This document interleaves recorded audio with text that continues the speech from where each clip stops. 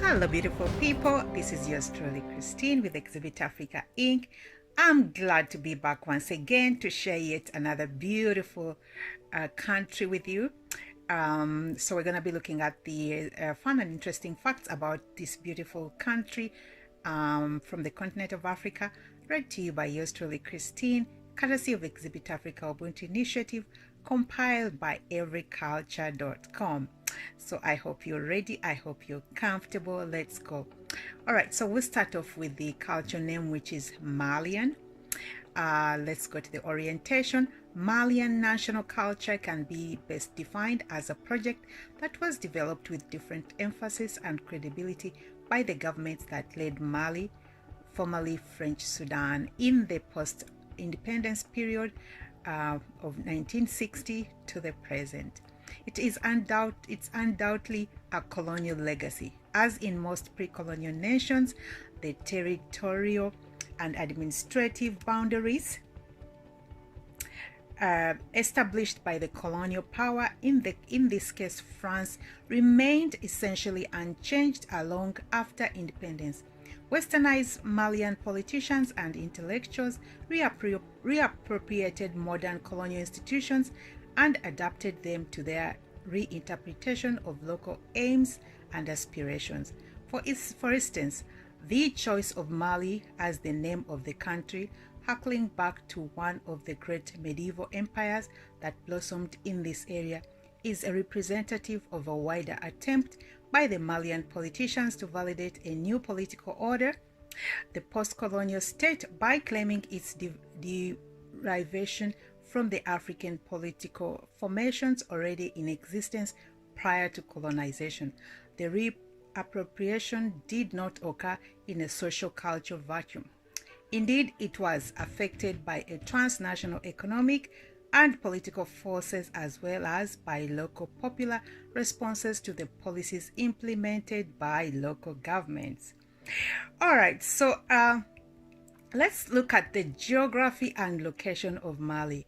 Mali is 478.76 square miles. Please be reminded that the facts I'm sharing might be a little bit backdated. Please feel free to share any current information in this regard. Okay, so let's move on to the location and geography of Mali. It is a landlocked country, approximately twice the size of Texas. According to the late 20th century estimate, less than 2% of the land is arable. 24.6% consists of permanent pasture, 5.7% consists of forests and woodlands, and 68% of mostly desert land. 90% of Mali's population is concentrated in the southern regions, Kayes, Kaulikoro, Sikasso, Segu, and Mopti. The climate is hot and dry, with some semi-tropical zones in the far south. The north is a semi-desert or desert. Most cities, many of which already existed well before colonization, are located along Mali's rivers: the Niger, the Bani, a tributary of the Niger, and the Senegal. Bamako, the capital, is a colonial city. It is in the 17th and 18th century. Prior to the coming of the French, Bamako was only a village at the center of a semi-independent polity on the periphery of the Segu state. By 1920, Bamako had become the capital and commercial center of the French Sudan, today's Mali. After independence, Bamako's population grew exponentially from 100,000 in 1960 to approximately 1 million in 1998. 59% of Mali's population, 59% of Mali's total urban population.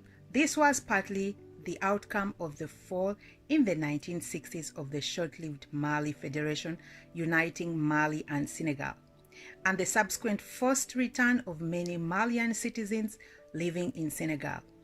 Most of all Malians were drawn to the city because of its greater job opportunities. Indeed, most administrative headquarters and more than half of the Malian factories and enterprises are concentrated in Bamako. Let's look at the demography. Mali's population is approximately 10 million as of the 1998 census. Most Malians live in rural areas, with only 18% residing in urban centers. The major ethnic groups in Mali are the Mande, e.g. Bamana, Jula, and Malinke, who comprise of 50% of the population. Peu and Fulbe comprise of 17%. The Voltaic comprise of 12%, e.g. the Bombo, Senufo, and the Minyaka. Tuareg and Mo comprise of 10%, Songhai comprise of 6%, and the others comprise of 5%. It should be mentioned that the rigidity of such ethnic categories dates back to the colonization. In other words, the classification of local populations into neatly defined ethnic groups is the product of the interaction and misunderstandings between locals and the colonial administrators, as well as some of the ethnographers. Indeed, the boundaries between these groups are highly permeable and context-related, and their meanings are subject to renegotiation. Let's look at the linguistic affiliations. Most Malians speak several languages and live in a truly multicultural context. The official language of Mali is French. An educated elite speaks French, and it is the dominant language of the administration, formal education, and the media. Bamana has progressively become the lingua franca of Mali and is spoken by 80% of the Malian people, although it is the mother tongue of only 38% of the population.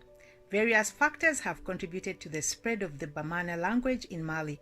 Under colonization, Bamana became the vernacular of the French colonial army, but it was also used in other institutional contexts, such as schooling by the White Sisters, a Catholic women's missionary organization.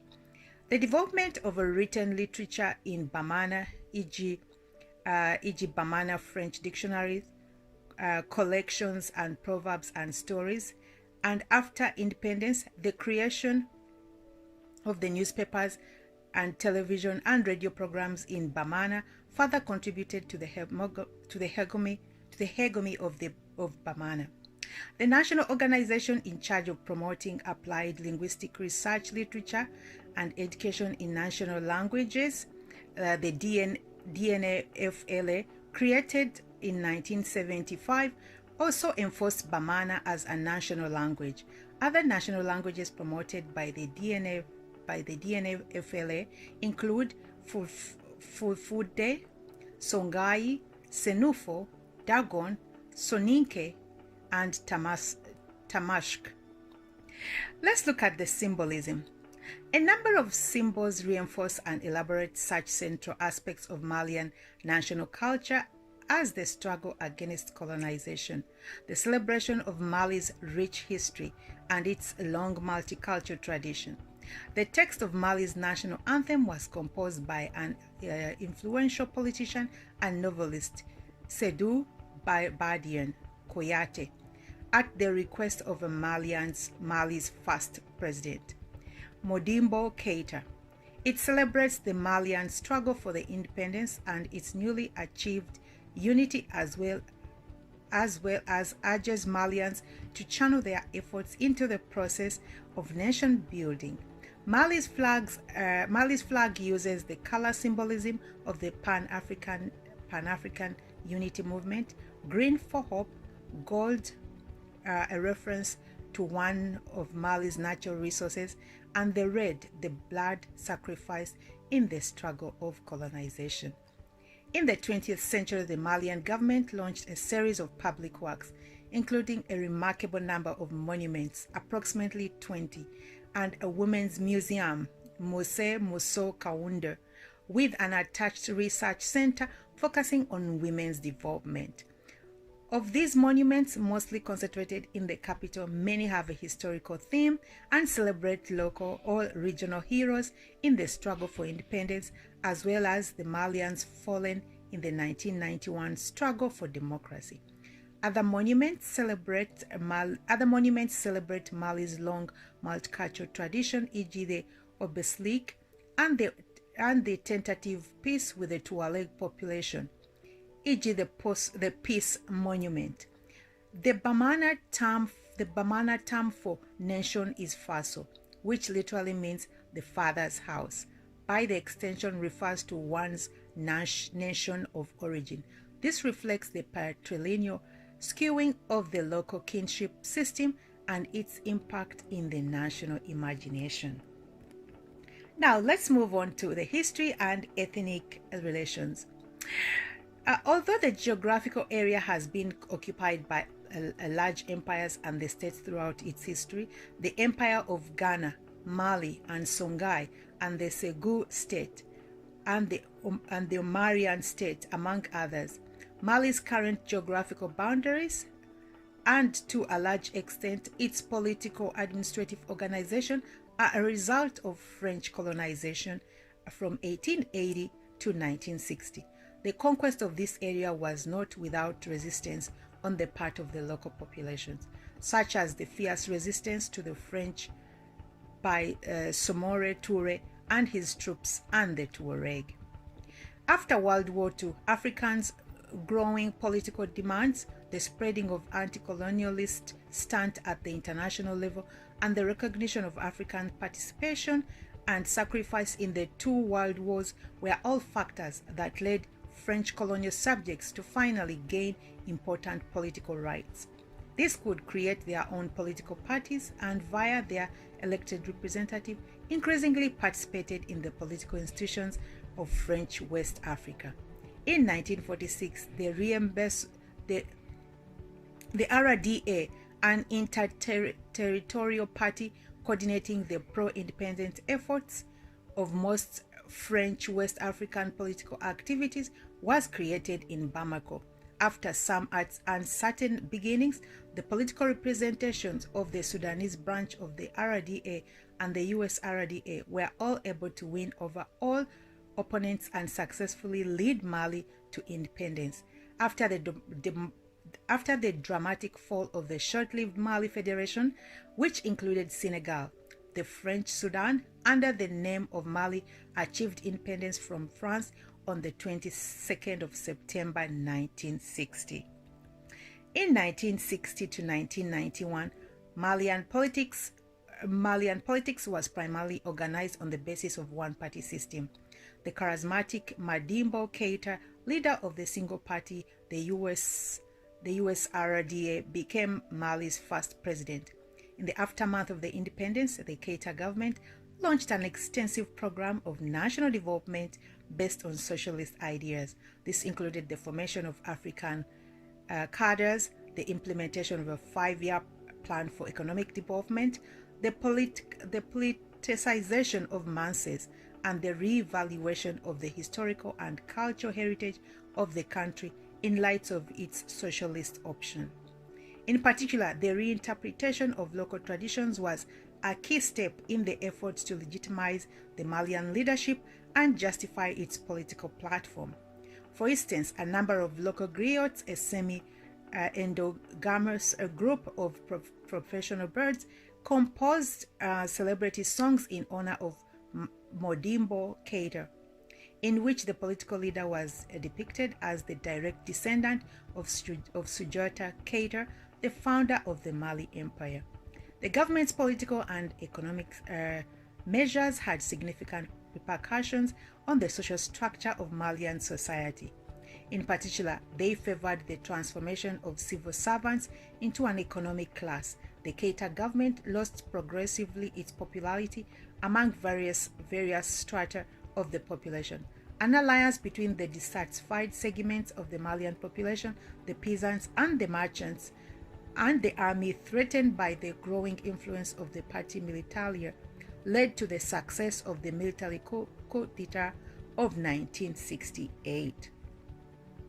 The first 10 years after the coup were characterized by the despotic rule of the CMLN under the leadership of Lieutenant Moussa Touare. The most unpopular of Keita's political measures, such as the obligation of peasants to cultivate collective fields, were removed and some freedom of trade was established.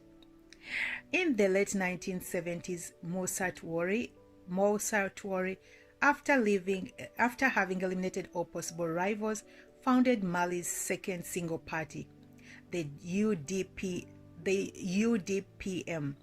a number of horizontal organizations for youth, women, and workers that granted him and his clique control of the country until 1991. The Toure period was characterized by slow liberalization of the economy, progress political disenchantment, galloping corruption at the administrative level, and lack of political expression outside the party boundaries. In 1991, after a series of popular uprisings demanding democratic elections, a military coup led by Colonial Amadou Tuomani Toure, popularly known as ATT, brought the Touare era to an end.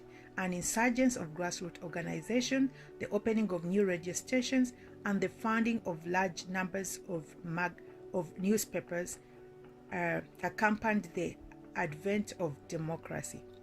An intermediary government composed of army officials and civilians under the leadership of ATT followed the coup. ATT kept this initial commitment and led the country to its first multi-party elections in 1992. The presidential elections were won by Alpha Umar Konari, a distinguished archaeologist and leader of the party, Ademer. Let's look at the national identity. Malian national culture is first and foremost the product of Malian educated elite and their interpretation of the needs of the general population, which is a non-literate to a large extent. Indeed, many post-independence political and economic efforts were geared toward the strengthening of the elite position via the solidification of their economic bias and the bordering of their ranks. People's involvement in state institutions was further expanded by the creation of state-owned enterprises and the recruitment of an increasing number of wage workers, as well as by the predation and redistribution of state resources from the bureaucracy to its clients. Malian elite have not acted in a vacuum, however, and oftentimes have had to modify their strategies and objectives in accordance with people's responses.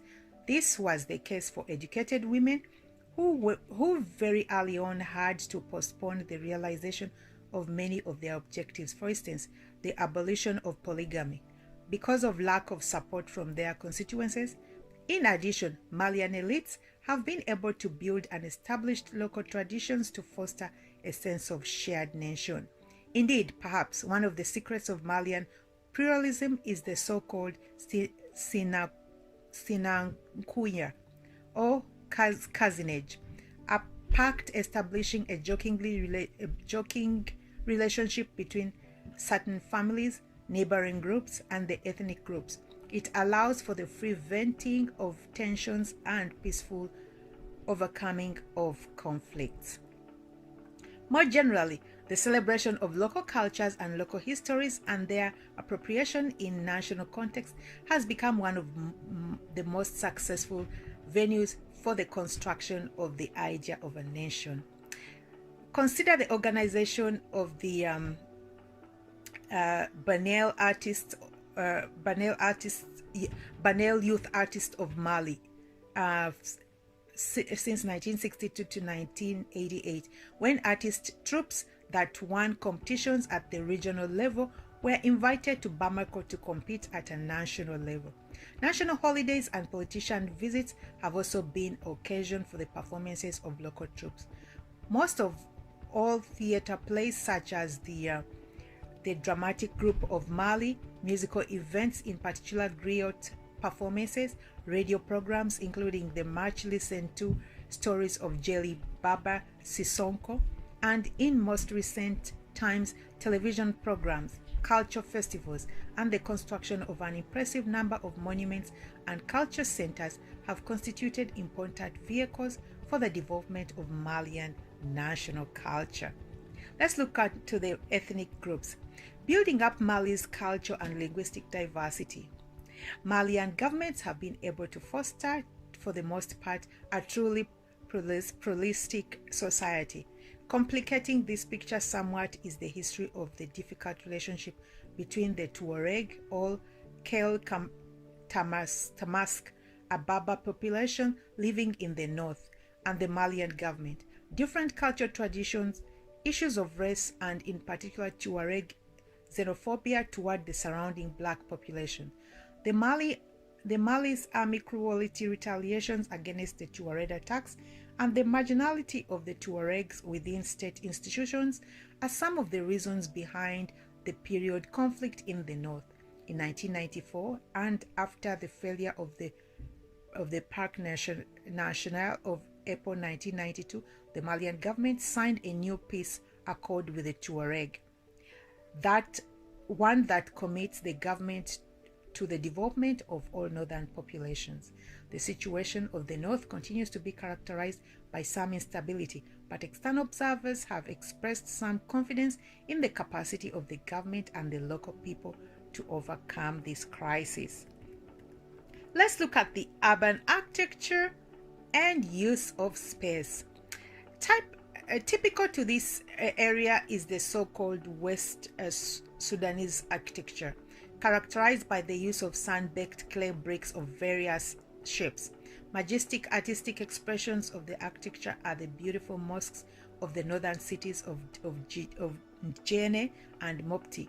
The Sudanese style also decorates the facades of many traditional compounds in the cities and historical villages. Many rural and urban Malians live in compounds and enclosed space encompassing a number of two-room houses occupied by an extended family and all mostly in the cities by renters. The first room is typically used for sleeping and receiving guests, while the back room is a more private space and is used for storage or for sleeping. The use of Western materials such as tin roofs and cement is associated with the highest social status, and in the cities such materials tend to replace traditional materials. The Western materials require less maintenance, but they are more expensive and make a much hotter space than the traditional clay architecture. The structure of the family is often reflected in the organization of living space. For instance, in the practice of polygamy, each wife is typically allotted her own house, often within the same compound as the other wives, but sometimes elsewhere. The husband either sleeps in the wives' houses on a rotating basis, or, if means permit, he may build his own individual house where he receives his wives. There are significant variations in architecture, not only between regions, but also within a single region according to people's main source of livelihood. For instance, pasture grounds such as the Flobe may live not in compounds but in more temporary constructions. From the Mopti region northward, houses are most often two stories, with beautiful terracotta pipes of water drainage. In the northern regions, people often entertain visitors on their roofs, where they spread colored blankets to take advantage of the occasional breeze. French colonial architecture was inspired by the much admired local Sudanese style, with the French housing and public buildings in Bamako and Ségou showing an interesting mix of Western, Moroccan, and Sudanese styles. In recent years, both local and foreign architectures, as well as intellectuals, recognizing the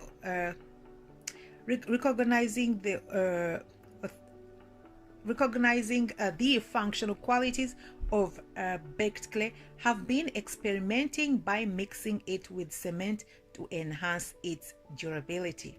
Let's look at the food and economy. Malian families invest more than half of their household income in food expenditures. In the cities, rice is the preferred dish, 40% of the daily food intake, followed by cereals such as sorghum, millet, which comprise of 35% of the food expenditure. Peanuts, sugar, and oil take about 20%. In the rural areas where rice is produced, farmers tend to consider rice as a luxury item and they sell it. The basic staples are millet, sorghum, and fonio, a Western African cereal that are consumed in a variety of ways, served with sauces, with fish, meat, or various vegetables, or in the form of porridge, mixing with water, sugar, and fresh or powdered milk. Let's look at the food customs at ceremonial occasions. Malian cuisine varies from region to region, but some dishes and drinks have acquired national dimensions, such as the nsame or riz au gras, a rice dish with meat and vegetables. Njijibere, a drink made of water, sugar, lemon, and ginger. Dabileni, a drink made of water, sugar, and sorrel. These dishes are often prepared for the celebration of life cycle rituals, e.g. naming ceremonies, weddings, and other ceremonial events. Let's look at the basic economy. The Malian economy is typically based on the cultivation of cotton. Mali is the second largest producer of cotton in Africa. Food crops such as rice, millet, sorghum, fonio, peanuts, and corn, and livestock such as cattle, sheep, and goats. Their primary sectors are approximately 46% of the gross domestic product and is mostly run by small-scale family-run enterprises. Industry, including manufacturing, contributes 20% of the GDP and serves approximately 33%. According to official statistics, Mali is one of the poorest countries in the world. Solidarity links among other members, neighbors, and co-workers, entrepreneurial skills, and redistribution practices, however, go a long way to ease difficult economic situations. Let's look at the land tenure and property. Prior to colonization, land was not a commodity. Among the Bamana agriculturists, access to the land, that is, the right to cultivate a piece of land, not individual ownership, was often mediated by the so-called land chief, who was often a respected elder from the first family to settle in the area. The land chief was in charge of distributing the land among the various lineages of the family. He was also responsible for the celebration of various sacrifices, in particular to the shrine of the spirits in charge of protecting the village, the so-called dasiri, a cluster of trees and shrubs. Lineage members would collectively cultivate the land, and the lineage chief would be in charge of the distribution of resources among individual households according to their perceived needs. However, conflicts among households of the same lineage could periodically erupt and often lead to further fusions within the lineage. Besides collective farming, individuals of both genders would cultivate smaller fields on the side and independently manage their revenues. The colonial conquest has greatly complicated the issue of property. At the present, local systems for the allocation of property, Islamic law, and the colonially derived property rules, mostly affecting parcels in urban areas, coexist but not without conflict, side by side. Let's look at the major industries. The Malian economy is scarcely industrialized despite massive efforts in the direction of the Keita government after independence. Locally operated industries mostly concentrate on processing farm commodities such as food and fish. Construction, e.g. the production of cement, and the production of minor consumer goods such as cigarettes, matches, and batteries. The strict programs of structural adjustment imposed by the World Bank and the International Monetary Fund since the 1980s have forced the Malian government to reduce drastically the number of state employees, progressively privatize state-owned enterprises, and devalue the local currency by 50%. The consequences of these programs have been mixed. Even though official economic indexes show some economic growth, there has been a neo-colonial return of foreign capital. This has been the case of Comatex, the largest textile factory in Mali, built with a Chinese corporation in the late 1960s. In October 1993, an accord between China and Mali paved the way for the privatization of the Comatex by the Chinese group, the COVEX. Despite efforts by a group of Malian entrepreneurs to purchase the enterprise, the Malian state retains 20% of the capital. Similarly, new gold mines have opened, but they remain mostly foreign operated. Given the advanced technology and large amount of capital resources gold mines require, the business is for the most part in the hands of companies such as the South African Rand Gold Resources and the Canadian IAMGOLD. As a result, the revenues of the Malian state have been estimated at best to equal 10% of the total value of the gold extracted. Let's look at the trade. Mali's major exports are cotton, 50% of foreign exchange earnings, gold at 17%, and livestock.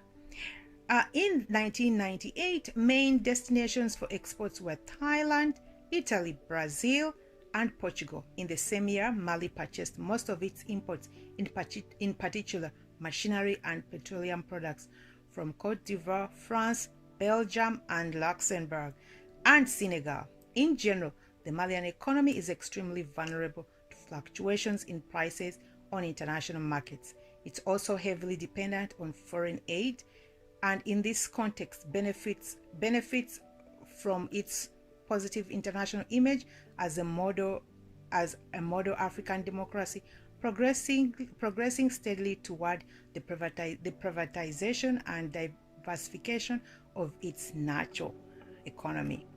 Let's look at the division of labor.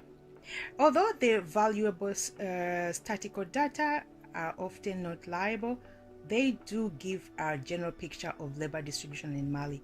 Employment is in the formal economy at best approximates to 6% of the total economically active population. The latter estimated at 44% of the total population. The large majority of the population is involved in the so-called informal sectors of the economy, all are unemployed. Unemployment is much higher among the educated elites because of the lack of employment opportunities in the modern sector, and this amounts to 13% of those employed in this sector. Agriculture, forestry, and animal husbandry and fishing employ the large majority at 83% of the total active population. Other occupational sectors include craft industry, which is 5.4%, trade 4.7%. In order for Malians to provide for their families, they often are forced to take on several jobs at the same time, a situation rarely expressed by official statistics. Wow. Okay, so let's move on to social stratification. Classes and castes. In the late 1960s, French anthropologist Claude remarked on the complexity of the relations between new and old social milliners in Mali, and his observations still capture an important opponent of social stratification. Border crossing and melanges of cultural elements are still characterize Malian social distinctions. Some scholars have observed how for many years the Malian bureaucracy did not properly constitute a class. Indeed, it established a series of practices modeled after the traditional code of behavior of the Malian aristocracy. For instance, the Malian bureaucracy did not reinvest monetary capital in the production enterprises, but engaged in the predation and redistribution of state resources. Other scholars have highlighted the huge gap between the elites and the mass of the population, and have essentially represented Mali's post-colonial history as the history of alliances and conflicts between Malian elites. That is the bureaucracy and the merchants. Prior to colonization, Mali was a highly stratified and complex society.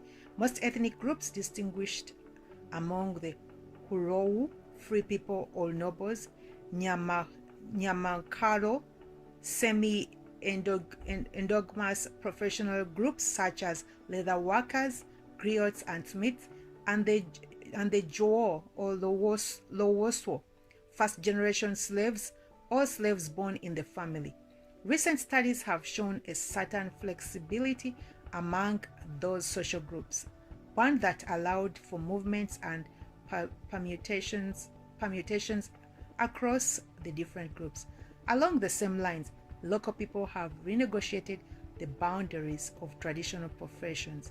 In fact, especially in the cities, the exercise of a given profession is no longer limited to people with the appropriate family background. The Institute of Arts in Bamako has played a major role in this direction, opening Nyamakara professions such as sculpture and music to the rest of the Malian population. In addition to the fuzziness between group boundaries, individuals are redefining their traditional professions in new directions. This is the case with the very entrepreneurial Jelimuso women, Jelly or griots, who from a position of relative marginality vis-a-vis male singers have come to dominate the cassette market and music radio programs in today's Mali. Their success is particularly linked to people's searches for social recognition in the context of dislocation brought about by the transformations of the political economy since colonization. At the level of practices, the aristocratic code of behavior translates into the display of modest and controlled manners.